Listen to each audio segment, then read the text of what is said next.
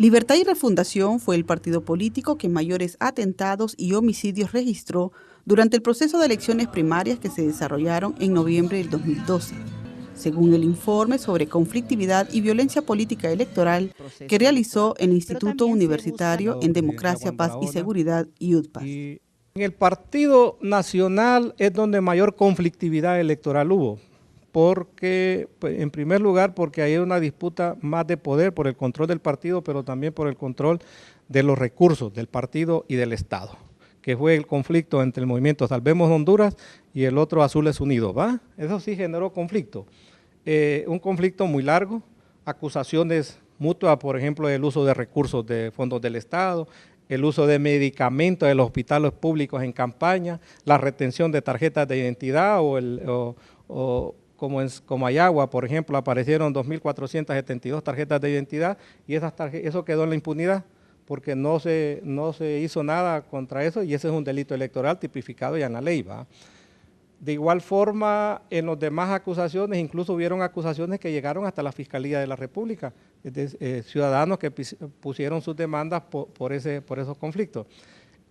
En cambio, la violencia política se dio más en el Partido Libre, Libertad y Refundación, porque fue el que más víctimas tuvo, los que más homicidios tuvo. Estamos hablando que de 13 homicidios, Partido Libre tuvo 7 homicidios de candidatos a cargos de elección popular, sobre todo candidatos a diputados y candidatos a alcaldes, pero también atentados.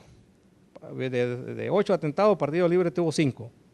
Igual amenaza, ¿va? Entonces fue el Partido Libre fue el que más violencia sufrió. Hay que aclarar que la violencia no viene de dentro del partido, es externa al partido. Y dentro de ese partido, la corriente o el movimiento político que más víctimas tuvo fue la Fuerza de Refundación Popular.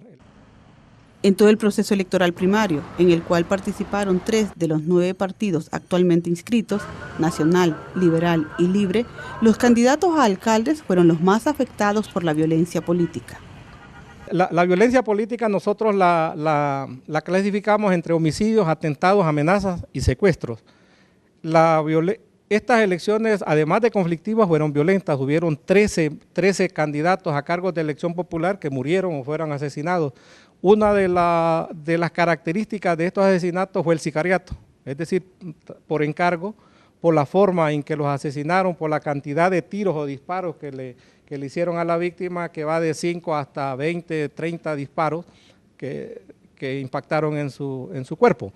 Entonces, igual los atentados, la violencia entonces se dio sobre todo en los departamentos de Olancho, Colón, Atlántida, Lloro, Copán, Cortés, Ocotepeque y Francisco Morazán, sobre todo en el Distrito Central.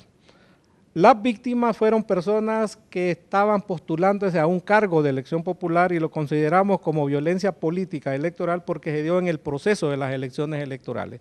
Es decir, en ese periodo que el tribunal convoca elecciones hasta el momento que se dan las elecciones del día que se hacen las votaciones. Entonces, las muertes que hayan sucedido después de eso puede ser cualquier violencia política menos electoral, ¿va?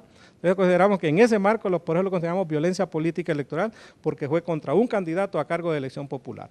Lo otro es que la mayor cantidad de muertes o homicidios fueron de alcaldes. Los candidatos a alcaldes son los que más muertes sufrieron, es decir, contra quien se ensañó la violencia. Estamos hablando que el 54% de los homicidios corresponde a candidatos a alcaldes. Además de la violencia política, el informe refleja la conflictividad que enfrentaron los partidos participantes, es decir, los problemas internos de cada movimiento o partido.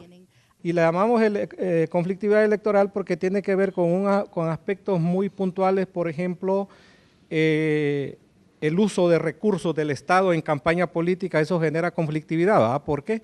Porque hay un ventajismo sobre los otros candidatos. Lo otro es la retención de tarjetas de identidad. Eso genera conflictividad también en el elector porque se le niega el derecho a participar en un proceso electoral y el derecho ciudadano que tiene. El tráfico de credenciales entre los partidos entre las corrientes eso generó conflictividad porque el Tribunal Supremo Electoral entrega las credenciales sin nombre y es entonces el partido quien les pone nombre y a veces hay hasta compra-venta en las credenciales y eso genera conflictividad porque deja debilitado a la otra corriente y al otro candidato frente al otro que tiene capacidad de poder comprar o retener esas credenciales. Entonces hubieron conflictos de esa naturaleza donde los mismos candidatos de las corrientes, sobre todo en el Partido Nacional, denunciaban la forma como habían sido vendidas las credenciales, incluso de los mismos candidatos de su corriente, vendiéndolas al otro candidato. Este es el primer informe que elabora el YUDPAS en aras de separar la violencia común de la violencia política electoral. Para separar la violencia común de la violencia política. Entonces, vemos que las elecciones primarias fueron unas elecciones conflictivas, pero también fueron las elecciones más criticadas que han habido durante el proceso democrático en el país. Para los próximos informes, el YUDPAS incluirá nuevos componentes a analizar: la impunidad, violación de derechos humanos, violencia mediática y el gasto social. Nelly Flores, UTV.